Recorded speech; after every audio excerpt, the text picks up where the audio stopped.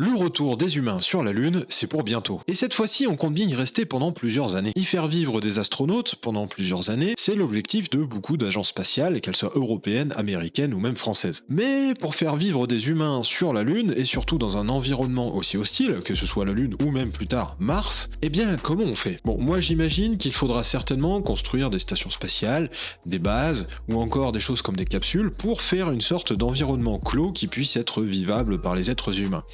Je m'en rapproche un petit peu, mais mes connaissances, en tout cas moi personnellement, ne sont pas suffisantes. Et je ne suis pas spécialiste.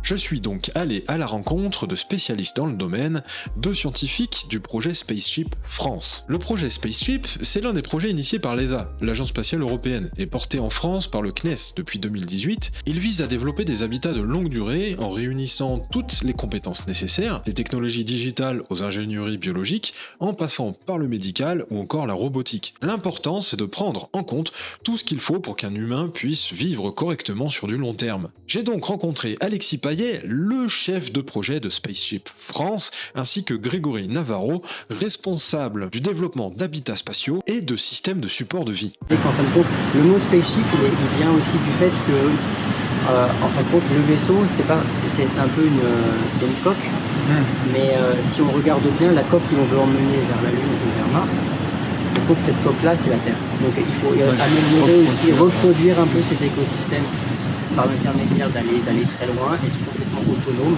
et arriver ensuite à le revaloriser. On met un humain dans une boîte, en gros, il faut le maintenir en vie, donc il faut d'abord il respire, ensuite il trouve de l'eau à boire, qu'il ait à manger, que ses déchets soient évacués, valorisés, etc. Alors sur Terre, en fait, ça a l'air facile, hein, on respire l'air autour de nous. Là, non, le CO2, il faut le capturer, il faut le retransformer en oxygène. L'eau, on la boit, mais on la rejette aussi, soit par la transpiration, soit par les urines. Il faut la récupérer et la retraiter. Alors, pour l'instant, on n'est pas trop encore sur les douches, laver la vaisselle et laver les vêtements, mais il y a un moment, ça va arriver.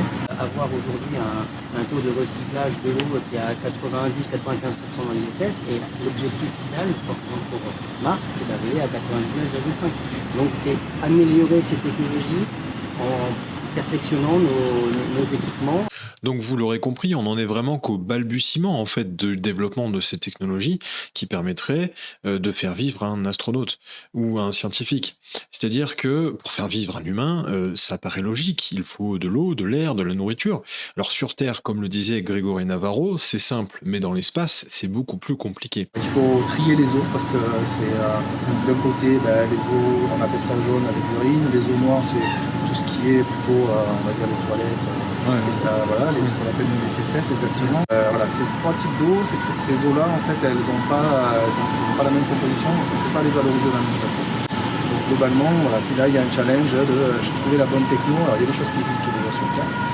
Nous, comme disait Alexis, on va aller chercher plutôt des solutions vraiment innovantes. Alors auprès de nos partenaires type ESA, l'idée c'est que ces briques techno, on essaie aussi d'améliorer ça dans un système, on va dire, cohérent, un habitat lunaire temporaire, on réfléchit à des sous-systèmes pour des bases permanentes.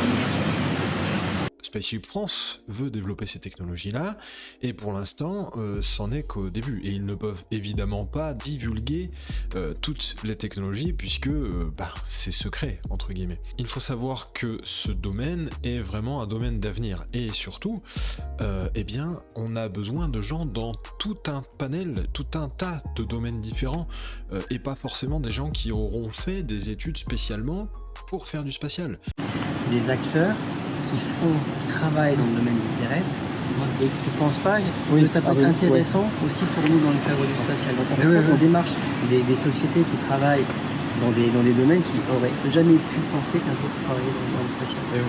Donc si je résume, Spaceship France veut développer des bases, qu'elles soient temporaires voire même permanentes, pour faire vivre des humains sur la Lune voire même Mars. Et pour ce faire, on a besoin de développer des technologies qui permettent de faire vivre un humain. Donc il faut recycler l'air, recycler l'eau, approvisionner en nourriture également. Et pour ce faire, Développer toutes ces technologies demande des savoir-faire et des compétences dans plein de domaines différents. D'ailleurs, si tu veux plus d'informations sur Spaceship, je te conseille d'aller voir leur site internet, en tout cas la page du CNES concernant Spaceship, où il y a de plus amples informations. J'espère que tu as aimé mon contenu, en tout cas n'hésite pas à partager, à laisser un commentaire ou un petit pouce bleu, ça fait toujours du bien.